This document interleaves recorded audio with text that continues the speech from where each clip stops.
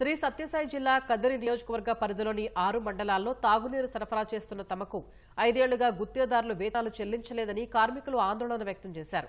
వేతనాలు చెల్లించాలని పలుమార్లు అధికారులకు ఫిర్యాదు చేసినా సమస్య పరిష్కారం కాలేదన్నారు. కూటమి ప్రభుత్వమైన తమ పరిస్థితిని అర్థం చేసుకుని పెండింగ్లో ఉన్న వేతనాలు చెల్లించాలని కార్మికులు కోరుతున్నారు. కదిరి ప్రాంతంలోని తాగునీటి పథకాల పరిశీలనకు వెళ్లిన నీటిపారుదల విభాగం ఈఈ మల్లికార్జునప్పకు కార్మికులు తమ గోడు విన్నవించుకున్నారు. స్పందించిన ఈఈ త్వరలోనే వేతనాలు చెల్లించేలా గుత్తేదారుల్ని ఆదేశిస్తామని కార్మికులకు హామీ ఇచ్చారు. 25/4/2019 నుంచి 30/10/2020 వరకు కలెక్టర్ ఆఫీసులో పోయినాం. కలెక్టర్తో మాట్లాడినాం. మేము అర్జీలు కూడా ఇచ్చినాం. కలెక్టర్ ఏమన్నాడంటే ఎస్సీకి చెప్పాడు.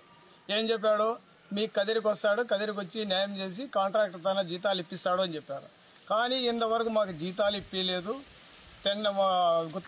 ఈ కాంట్రాక్టర్ల నుంచి మాకు వేతనాలు ఇప్పలేదు. మేము ఎన్నోసారి కాంట్రాక్టర్లు అడిగినాము, అధికారులు అడిగినాము, జైలు అడిగినారు. ఏమంటారంటే ఇదిగో ఇస్తాము, అదిగో ఇస్తాము అని నిన్నటి వరకు చెప్పారు.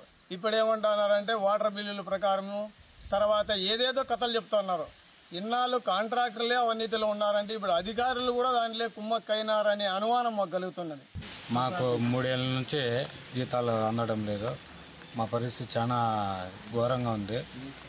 పిల్లలు చదివించుకునే కూడా చాలా ఇదిగా ఉంది మాకు.